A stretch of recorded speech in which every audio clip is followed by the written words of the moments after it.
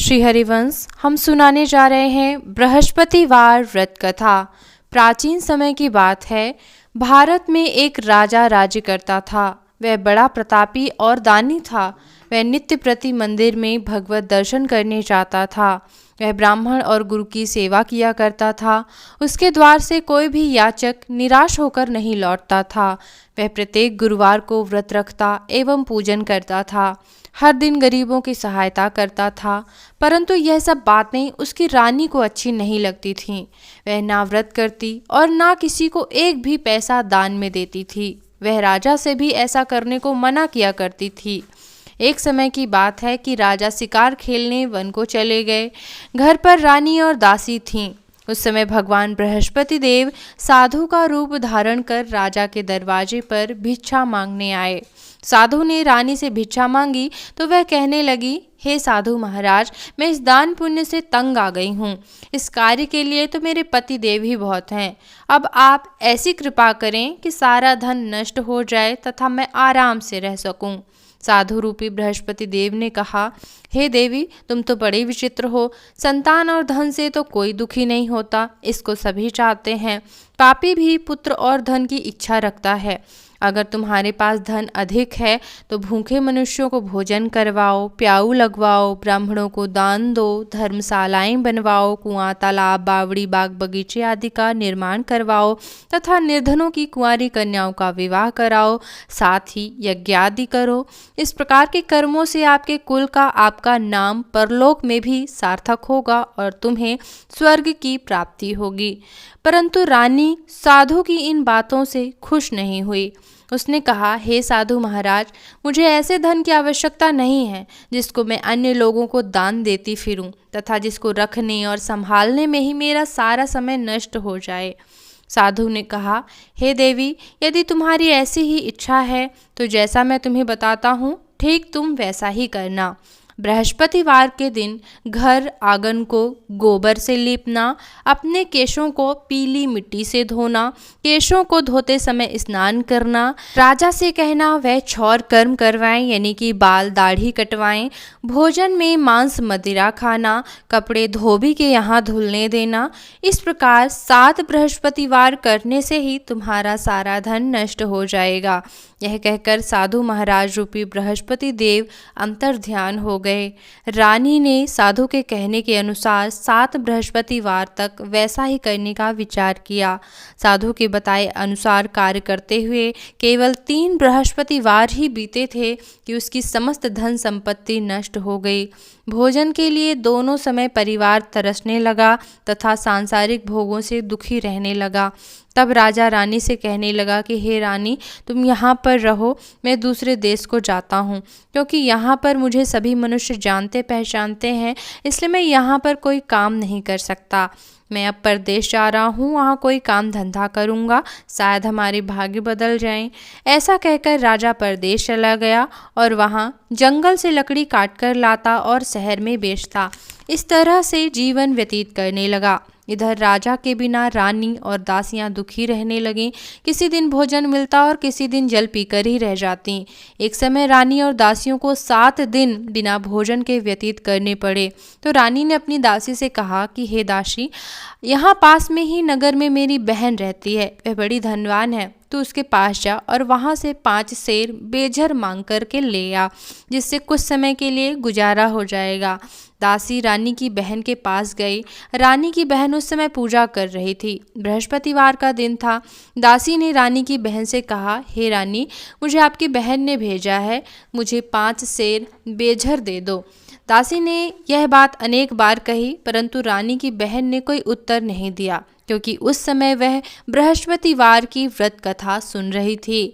जब दासी को रानी की बहन से कोई उत्तर नहीं मिला तो वह बहुत दुखी हुई। उसे क्रोध भी आया और वह लौटकर रानी से बोली, हे रानी, आपकी बहन तो बहुत ही घमंडी है, वह छोटे लोगों से बात भी नहीं करती। मैंने उससे कहा तो उसने कोई उत्तर ही नहीं दिया, तो फिर मैं वापस चली आई। रानी बोली, हे दासी, इसमें उसका कोई दोष नहीं है। जब बुरे दिन आते हैं तब कोई सहारा नहीं देता। अच्छे बुरे का पता तो विपत्ति में ही लगता है। जो ईश्वर की इच्छा होगी वही होगा। यह सब हमारे ही भाग्य का दोष है। उधर रानी की बहन ने सोचा कि मेरी बहन की दासी आई थी, परंतु मैंने उसे कुछ नहीं दिया और कुछ बोले भी नहीं, इससे वह बहुत दुखी हुई होगी। अतः कथा सुन वह भगवान विष्णु का पूजन समाप्त कर अपनी बहन के घर आई और कहने लगी, हे बहन, मैं बृहस्पतिवार का व्रत कर रही थी। तुम्हारी दासी हमारे घर गई थी, तब मैं बृहस्पतिवार की व्रत कथा सुन रही थी, और जब तक कथा होती है तब तक हम लोग ना उठते हैं ना बोलते हैं, इसलिए मैं नहीं बोली। कहो दासी क्यों गई थी? तो रानी बोली, बहन, हमारे घर अनाज नहीं था। वैसे तुमसे कोई बात छिपी नहीं है, इसी कारण से मैंने दासी को तुम्हारे पास 5 सेर बेझर लेने के लिए भेजा था। रानी की बहन बोली, बहन देखो, बृहस्पति देव भगवान सबकी मनोकामनाएं पूर्ण करते हैं। देखो शायद तुम्हारे घर में ही अनाज रखा हो। यह सुनकर दासी घर के अंदर गई तो उसने वहाँ एक घड़ा बेझर से भरा हुआ मिला। उसे बड़ी हैरानी हुई क्योंकि उसने एक एक बर्तन देख लिया था। उसने बाहर आकर रानी को बताया। दासी अपनी रानी से कहने लगी, हे रानी देखो, वैसे हमको जब अन्न नहीं मिलता तो हम रोज ही व्रत करते हैं। अगर इनसे इस व्रत की विधि और कथा पूछ ली जाए तो हम भी उसे कर लिया करेंगे। दासी के कहने पर रानी ने अपनी बहन से बृहस्पतिवार व्रत के बारे में पूछा। तब रानी की बहन ने बताया कि बृहस्पतिवार को सूर्योदय से पूर्व उठकर स्नान करके बृहस्पतिवार का व्रत करना चाहिए, लेकिन उस दिन सिर नहीं धोना चाहिए। बृहस्पतिवार के व्रत में चने की दाल और मुनक्कों से भगवान विष्णु का केले के वृक्ष की जड़ में पूजन करें तथा दीपक जलावें। उस दिन एक ही समय भोजन करें। भोजन पीले खाद्य पदार्थों का ही करें तथा कथा सुनें। इस प्रकार करने से गुरु भगवान प्रसन्न होते हैं, अन्न, पुत्र, धन आदि देते हैं। इस तरह से व्रत और पूजन की विधि बतलाकर रानी की बहन अपने घर लौट गई। रानी और दासी दोनों ने ये निश्चय किया कि वे बृहस्पति देव भगवान का पूजन जरूर करेंगी। 7 दिन बाद जब बृहस्पतिवार आया तो उन्होंने व्रत रखा। घुड़साल में जाकर चना और गुड़ बीन लाईं तथा उसकी दाल से केले की जड़ में भगवान विष्णु का पूजन किया। लेकिन अब भोजन कहाँ से आए? दोनों बड़ी दुखी हुईं, परंतु उन्होंने व्रत किया था, इस कारण बृहस्पति देव भगवान प्रसन्न थे। वे साधारण व्यक्ति के रूप में 2 थालों में सुंदर पीला भोजन लेकर के आए और दासी को देकर बोले, हे दासी, यह भोजन तुम्हारे और रानी के लिए है, तुम दोनों करना। दासी भोजन पाकर बड़ी प्रसन्न हुई और रानी से बोली, रानी जी भोजन कर लो। रानी को भोजन के आने के बारे में कुछ पता नहीं था, इसलिए वह दासी से बोली, जा तू ही भोजन कर, क्योंकि तू व्यर्थ में ही हंसी उड़ाती है। दासी बोली, एक व्यक्ति अभी भोजन दे गया है। रानी कहने लगी कि वह भोजन तेरे लिए ही दे गया है तो तू ही भोजन कर। इस पर दासी ने बताया कि वह व्यक्ति हम दोनों को 2 थालों में भोजन दे गया है, इसलिए हम दोनों साथ साथ भोजन करेंगे। इस पर दोनों ने भगवान बृहस्पति देव को नमस्कार किया और भोजन प्रारंभ किया। उसके बाद से वे प्रत्येक बृहस्पतिवार को गुरु भगवान का व्रत और पूजन करने लगीं। बृहस्पति भगवान की कृपा से उनके पास धन हो गया, लेकिन फिर रानी पहले की तरह से ही आलस करने लगी। तब दासी बोली, देखो रानी, तुम पहले भी इस प्रकार से आलस करती थी, तुम्हें धन के रखने में कष्ट होता था, इस कारण से सभी धन नष्ट हो गया। अब गुरु भगवान की कृपा से धन मिला है तो फिर तुम्हें आलस्य होता है। बड़ी मुसीबतों के बाद तो हमने यह धन पाया है, इसलिए हमें दान पुण्य करना चाहिए। तुम भूखे मनुष्यों को भोजन कराओ, प्याऊ लगवाओ, ब्राह्मणों को दान दो, कुआं, तालाब, बावड़ी आदि का निर्माण करवाओ, मंदिर, पाठशाला बनवा कर दान दो, कुंवारी कन्याओं का विवाह करवाओ। धन को शुभ कार्यों में खर्चा करो, जिससे तुम्हारे कुल का यश बढ़े और स्वर्ग प्राप्त हो, पितृ भी प्रसन्न हो। दासी की बात मानकर रानी ने इसी प्रकार के कर्म करने प्रारंभ किए, जिससे उसका काफी यश फैलने लगा। एक दिन रानी और दासी आपस में विचार करने लगी कि ना जाने राजा किस दशा में होंगे, उनकी कोई खोज खबर नहीं है। गुरु भगवान से उन्होंने प्रार्थना की और भगवान ने रात्रि में ही राजा को स्वप्न में कहा कि हे राजा उठ, तेरी रानी तुझको याद करती है, अब अपने देश को लौट जा। राजा प्रातःकाल उठकर जंगल से लकड़ियां काट कर लाने के लिए जंगल की ओर चल पड़ा। जंगल से गुजरते हुए वह सोचने लगा कि रानी की गलती से कितने दुख भोगने पड़े। राजपाट छोड़कर उसे जंगल में आकर रहना पड़ा। जंगल से लकड़ियां काटकर उन्हें बेचकर गुजारा करना पड़ा। उसी समय जंगल में बृहस्पति देव एक साधु का रूप धारण करके आए और राजा के पास आकर बोले, हे लकड़हारे, तुम इस सुनसान जंगल में किस चिंता में बैठे हो, मुझे बतलाओ। यह सुन राजा के नेत्रों में जल भर आया और साधु की वंदना करके बोला, हे प्रभु, आप सब कुछ जानने वाले हैं। इतना कहकर राजा ने साधु को अपनी संपूर्ण कहानी सुना दी। महात्मा तो स्वभाव से ही दयालु होते हैं। वे राजा से बोले, हे राजा, तुम्हारी पत्नी ने बृहस्पति देव के प्रति अपराध किया था, जिसके कारण से तुम्हारी यह दशा हुई। अब तुम किसी प्रकार की चिंता मत करो, भगवान तुम्हें पहले से भी अधिक धन देंगे। देखो, तुम्हारी पत्नी ने बृहस्पतिवार का व्रत करना प्रारंभ कर दिया है। अब तुम भी बृहस्पतिवार का व्रत करके चने की दाल और गुड़ जल को लोटे में डाल करके केले के पत्ते से भगवान विष्णु का पूजन करो। फिर कथा कहो या सुनो, भगवान तुम्हारी सभी मनोकामनाओं को पूर्ण करेंगे। साधु को प्रसन्न देखकर राजा बोला, हे प्रभु, मुझे लकड़ी बेचकर इतना पैसा भी नहीं मिलता कि मैं भोजन करने के बाद कुछ बचा सकूं। मैंने रात्रि में अपनी रानी को व्याकुल देखा है। मेरे पास कोई साधन नहीं जिससे उसका समाचार जान सकूं। फिर मैं बृहस्पतिवार की कौन सी कहानी कहूं या सुनूं? मुझको तो कुछ मालूम भी नहीं है। साधु ने कहा, राजा, तुम किसी बात की चिंता मत करो। बृहस्पतिवार के दिन तुम रोजाना की तरह लकड़ियां लेकर शहर में जाओ। तुम्हें रोज से दुगना धन प्राप्त होगा, जिससे तुम भली भांति भोजन भी कर लोगे तथा बृहस्पति देव की पूजा का सामान भी आ जाएगा। और चलो, कथा मैं तुम्हें सुना देता हूँ। बृहस्पति देव की कथा इस प्रकार है। प्राचीन काल में एक बहुत ही निर्धन ब्राह्मण था। उसकी कोई संतान नहीं थी। वह नित्य पूजा पाठ करता, परंतु उसकी स्त्री बहुत मलिनता के साथ रहती थी। वह ना स्नान करती और ना किसी देवता का पूजन करती। प्रातः काल उठते ही सर्वप्रथम भोजन ही कर लेती थी, बाद में कोई अन्य कार्य किया करती थी। ब्राह्मण देवता बहुत दुखी रहते थे, पत्नी को बहुत समझाते, किंतु उसका कोई परिणाम ना निकलता। भगवान की अनुकंपा से एक समय उस ब्राह्मण की पत्नी गर्भवती हुई और 10वें महीने उसने एक बहुत ही सुंदर कन्या को जन्म दिया। धीरे धीरे ब्राह्मण की वह कन्या बड़ी होने लगी। बचपन से ही उस कन्या की रुचि भगवान विष्णु की पूजा करने में थी। वह प्रातः काल ही उठकर स्नान आदि करके भगवान विष्णु की पूजा मंदिर में करने जाती थी। बृहस्पतिवार को वह व्रत करके विधिवत पूजा पाठ किया करती थी। पूजा पाठ के बाद वह पढ़ने के लिए पाठशाला जाती थी। घर से चलते हुए वह मुट्ठी भर जौ साथ लेकर के जाती थी। पाठशाला के रास्ते में थोड़े थोड़े जौ गिराती जाती थी। जब वह पाठशाला से घर लौटती तो वही जौ के दाने सोने में बदले हुए मिलते थे। लड़की सभी सोने के दानों को बीन लाती थी। एक दिन जब वह सोने के दानों को साफ कर रही थी तो उसकी माँ ने कहा कि बेटी, सोने के दाने साफ करने के लिए तो सोने का सूप भी होना चाहिए। अगले दिन बृहस्पतिवार का दिन था। उसने भगवान बृहस्पति देव की पूजा करते हुए यह प्रार्थना की कि हे भगवान, यदि मैंने आपका व्रत विधिवत किया हो तो मुझे सोने का सूप दे दो। भगवान बृहस्पति देव ने उसकी मनोकामना पूरी की। पाठशाला से लौटते समय उसे रास्ते में सोने का सूप पड़ा हुआ मिला। घर लौटकर सोने का सूप अपनी माँ को दिखाकर वह सोने के दाने साफ करने लगी। तभी उसी समय नगर का राजकुमार उसके घर के पास से गुजरा। उस सुंदर लड़की को सोने के सूप में जौ साफ करते देख राजकुमार उस पर मोहित हो गया। महल में लौटकर राजकुमार ने अपने पिता अर्थात राजा से उस लड़की के बारे में बताकर उससे विवाह करने की इच्छा प्रकट की। तो राजा ने ब्राह्मण को महल में बुलाकर राजकुमार से उस लड़की के विवाह की बात कही। ब्राह्मण भी तैयार हो गया। धूमधाम से उस लड़की का विवाह राजकुमार से हो गया। दुल्हन बनकर ब्राह्मण की लड़की तो महल में चली गई, लेकिन लड़की के जाने से ब्राह्मण फिर से गरीब हो गया। उसे कई कई दिन तक भोजन भी नहीं मिलता था। बहुत दुखी होकर एक दिन ब्राह्मण अपनी लड़की के पास गया।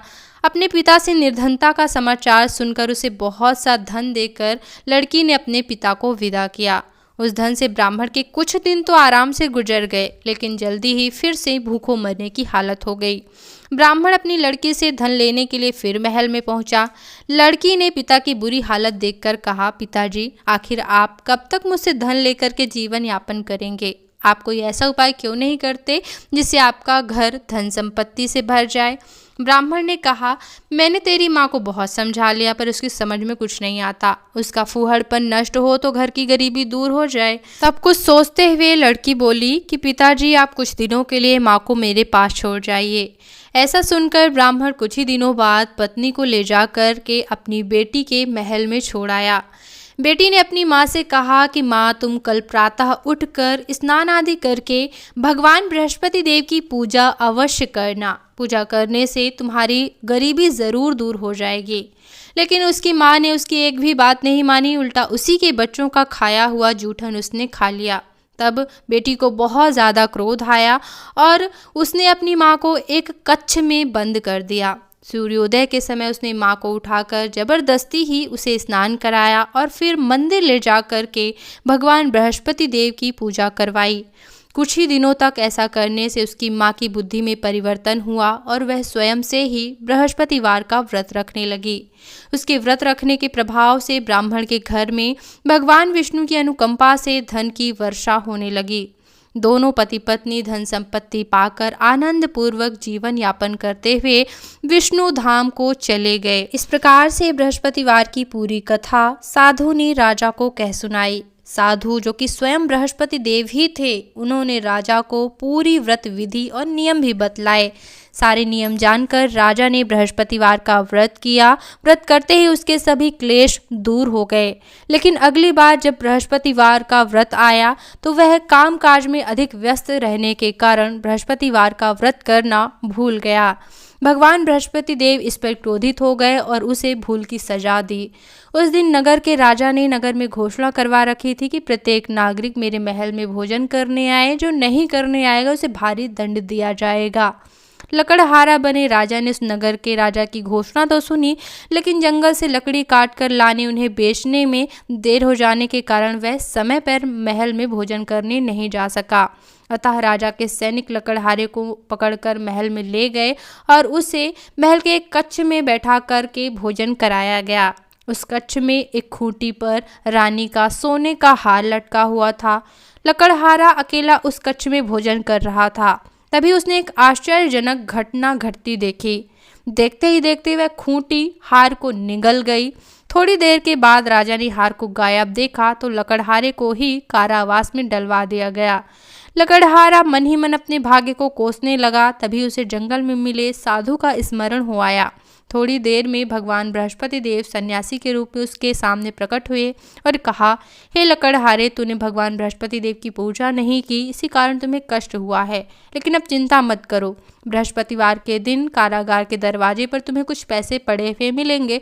उन पैसों से भगवान बृहस्पति देव का व्रत करके उनकी पूजा करोगे तो तुम्हारे सभी दुख नष्ट हो जाएंगे। बृहस्पतिवार के दिन दरवाजे पर पड़े मिले पैसों से चने और गुड़ मंगवा कर लकड़हारे ने बृहस्पतिवार की कथा कही तो भगवान बृहस्पति देव ने प्रसन्न होकर उस नगर के राजा को स्वप्न में लकड़हारे को कारागार से मुक्त करने को कहा।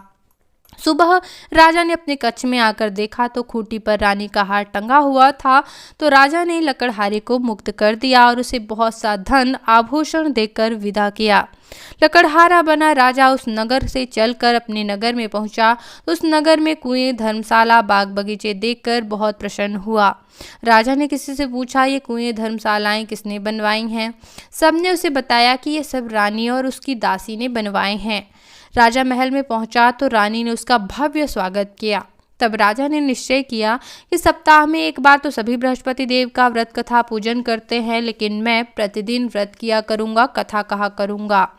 अब राजा हर समय दुसाले में चने की दाल बांधे रहता तथा दिन में 3 बार बृहस्पति देव की कथा कहता।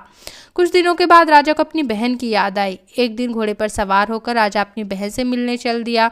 अभी राजा नगर के बाहर पहुंचा ही था कि उसने कुछ लोगों को एक शव ले जाते हुए देखा। राजा को याद आया कि आज उसने बृहस्पतिवार की व्रत कथा किसी को नहीं सुनाई है।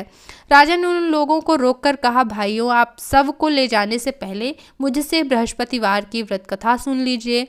लोगों ने राजा पर क्रोधित होते हुए कहा, पागल तो नहीं हो? लेकिन कुछ बड़े बूढ़ों ने कहा, अच्छा भाई, साथ में चलते चलते तुम अपनी कथा भी सुना लो।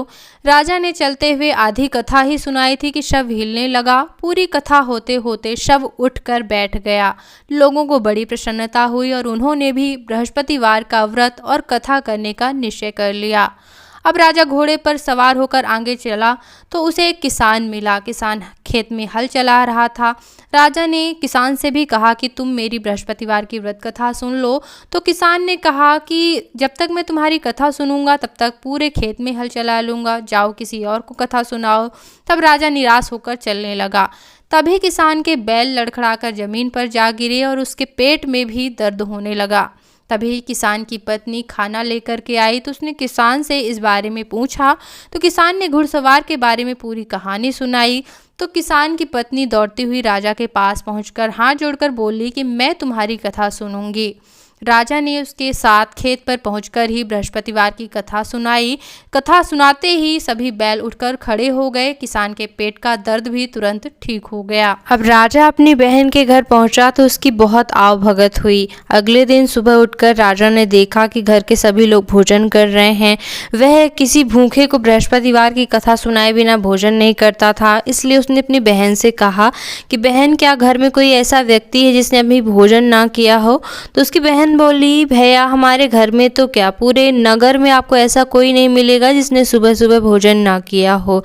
तब राजा ने बहन के घर से निकलकर उस नगर में बिना भोजन किए व्यक्ति की तलाश की। एक गडरिये के घर में उसका बेटा बीमार होने के कारण भूखा ही रह गया था, तो राजा ने उसको जाकर के बृहस्पतिवार की कथा सुनाई। कथा सुनते सुनते ही गडरिये का बेटा जो कि बीमार था वह बिल्कुल ही ठीक हो गया। सबने राजा की बहुत प्रशंसा की। एक दिन राजा ने अपनी बहन से कहा, बहन, हम घर जाना चाहते हैं, तुम भी हमारे साथ चलो, कुछ दिन वहाँ रहकर लौट आना। तो राजा की बहन ने अपनी सास से पूछा तो सास ने ताने देते हुए कहा कि बहू, मायके जाना हो तो अकेली जाना, मेरे पोतों को नहीं ले जाना, क्योंकि तुम्हारे भाई के कोई संतान नहीं है, कहीं तुम्हारी भाभी मेरे पोतों पर कोई जादू टोना न कर दे। दूसरे कक्ष में बहन की सास की बातें सुनकर राजा का मन बहुत दुखी हुआ और वह अकेला ही अपने नगर को लौट गया। रानी ने राजा से कहा, आप तो अपनी बहन को साथ लाने की बात कह कर गए थे, फिर बहन को साथ क्यों नहीं लाए? तब राजा ने दुखी होते हुए कहा, रानी, हम निसंतान हैं, इसलिए हमारे घर कोई आना पसंद नहीं करता। रानी ने राजा को समझाया, हे प्राणनाथ, हमें बृहस्पति देव ने सब कुछ दिया है, अब भगवान बृहस्पति देव हमें संतान भी अवश्य देंगे। बृहस्पतिवार को विधिवत व्रत करते हुए राजा रानी ने भगवान बृहस्पति देव से संतान के लिए प्रार्थना की। तो कुछ दिनों के बाद उन्होंने स्वप्न में दर्शन देते हुए कहा, हे राजन, तेरी मनोकामना अवश्य पूरी होगी। एक सप्ताह बाद ही रानी गर्भवती हो गई। 10वें महीने रानी ने एक सुंदर पुत्र को जन्म दिया। राजा रानी जीवन पर्यंत बृहस्पतिवार का व्रत करते रहे। उनके घर में धन की वर्षा होती रही। इस तरह से आनंद पूर्वक जीवन यापन करते हुए राजा रानी भगवान बृहस्पति देव की अनुकंपा से मोक्ष को प्राप्त हुए और सीधे बैकुंठ धाम पहुंच गए। बृहस्पतिवार को विधिवत व्रत करके जो स्त्री पुरुष भगवान विष्णु की पूजा करते हैं, भगवान उनकी सभी मनोकामनाएं